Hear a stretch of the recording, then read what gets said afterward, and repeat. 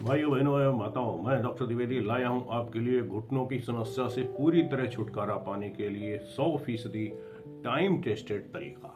इस वीडियो को पूरी तरह देखिए, पूरा ध्यान से, बगैर स्किप किए हुए। इससे आप अपने या अपने माता पिता या किसी निकट संबंधी को घुटनों की समस्या से पूरी तरह निजात दिलाकर ठीक कर सकते हैं। घुटनों के ग्रीस का घिस जाना एक सामान्य लेकिन बेहद गंभीर समस्या है। ये समस्या लाखों करोड़ों लोगों को प्रभावित करती है और जॉइंट्स में स्वेलिंग यानी सूजन और दर्द का कारण बनती है, खासकर वृद्धावस्था में। मेडिकल भाषा में इसे आर्थराइटिस कहते हैं। ये मुख्यतः दो तरह का होता है। नंबर एक तो ऑस्टियोआर्थराइटिस। ये आर्थराइटिस का सबसे सामान्य प्रकार है। इसे जोड़ों का घिसाव भी कहा जाता है। इसमें आमतौर पे जॉइंट्स के जो सिरे होते हैं, उनकी जॉइंट्स की कार्टिलेज यानी सॉफ्ट टिश्यूज होते हैं, वहां पर वो घिस जाते हैं और जब घिसते हैं तो उसके बाद जब मूवमेंट करते हैं तो चलने में रगड़ पड़ती है, उससे दर्द होता है और स्वेलिंग होती है। आमतौर पे ये बीमारी उम्र के साथ बढ़ती है और इसमें सबसे पहले ये कूल्हा, रीढ़ की हड्डी, इनके जॉइंट्स को ज्यादा प्रभावित करती है। हाथों की हड्डी, रिस्ट को, इस सबको बहुत ज्यादा प्रभावित करती है। दूसरी तरह का है रूमेटॉइड अर्थराइटिस। ये एक ऑटो इम्यून की बीमारी है। इसमें शरीर का डिफेंस मैकेनिज्म यानी कि प्रतिरक्षा प्रणाली है, वो गलती से स्वस्थ ऊतकों पर हमला कर देती है और उसको डैमेज करने लगती है। इसके कारण स्वेलिंग, पेन, दर्द और स्थायी विकृतियां, टेढ़ा मेढ़ापन भी आ जाता है। और ये सबसे ज्यादा पहले असर डालती है छोटे जॉइंट्स पे, जैसे उंगलियों में, हाथों की उंगलियों में। बाद में धीरे धीरे बड़े जॉइंट्स पर ये असर डालती है। इसमें भी सेम सिम्टम्स होते हैं, स्वेलिंग, दर्द, ये इसका प्रमुख लक्षण है। और देर तक बैठे रहने पर अकड़न या जकड़न हो जाती है। थकान और कमजोरी भी बहुत लगती है। जॉइंट्स में गर्माहट, रेडनेस भी, जो इफेक्टेड जॉइंट्स होते हैं उनमें स्वेलिंग, ये देखने को मिलता है। और इसके कारण तो कई हो सकते हैं। खासतौर पे अर्थराइटिस के कारण तमाम पाए जाते हैं, जिसमें आनुवंशिक, पर्यावरण के, कुपोषण के, खान पान के और इनएक्टिव जीवन शैली, कुछ नहीं ज्यादा शरीर से काम करने वाले, उनके लिए भी होता है। और इसका प्रमुख कारण उम्र के साथ, ऑस्टियोआर्थराइटिस का जो प्रमुख कारण है वो उम्र के साथ कार्टिलेजेस का घिस जाना होता है।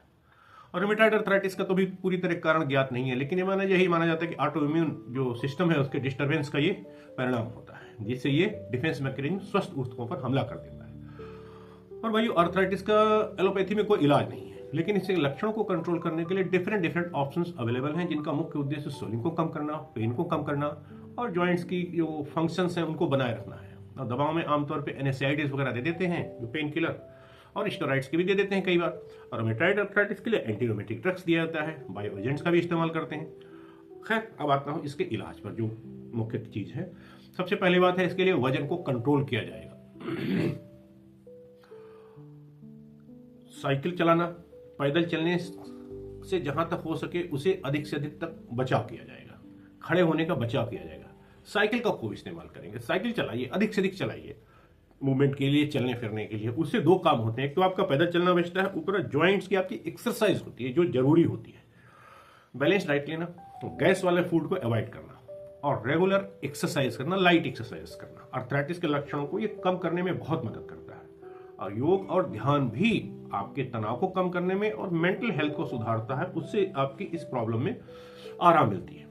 अब आता हूं इसका जो ईश्वर के या प्रकृति के द्वारा दिए गए हैं उनके उपचार, उस पर आता हूं। प्राकृतिक एवं आयुर्वेदिक जो उपचार हैं, सबसे 3 केवल स्टेप का है आपको। फर्स्ट स्टेप में हरसिंगार अर्थात पारिजात, जो हर जगह मिल जाता है, उसके 6 पत्ते, मात्र 6 पत्ते सुबह और 6 पत्ते शाम को उबाल के 2 गिलास पानी में उबालेंगे। जब 1/4 पानी रह जाए, यानी कि आधा गिलास रह जाए, उसको छानकर पी लेंगे। ये प्रक्रिया सुबह और शाम को अपनाएंगे, नंबर 1। नंबर 2, 1 चम्मच मेथी के दाने शाम को भिगो देंगे, रात को 1 गिलास पानी में। सुबह उस 1 गिलास पानी को खाली पेट पी लेंगे और सेम प्रोसेस सुबह करेंगे। सुबह 1 चम्मच भिगो देंगे, वो शाम को पी लेंगे। और बचा हुआ जो मेथी है उसे अपने फूड में स्प्राउट करके किसी भी तरह से इस्तेमाल कर लेंगे खाने में, वो हो जाएगा। ये आपका 2-3 काम करेगा।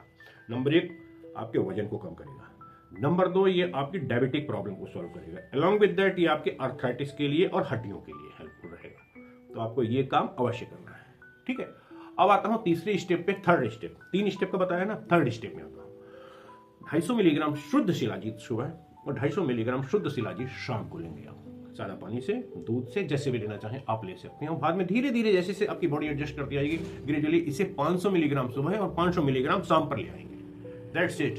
ये मेरी गारंटी है, चाहे कितना भी पुराना अर्थराइटिस का रोग हो, 1 महीने में आराम एंड 6 महीने तक नियमित इलाज करने से आपको इस प्रॉब्लम से निजात मिल जाएगी।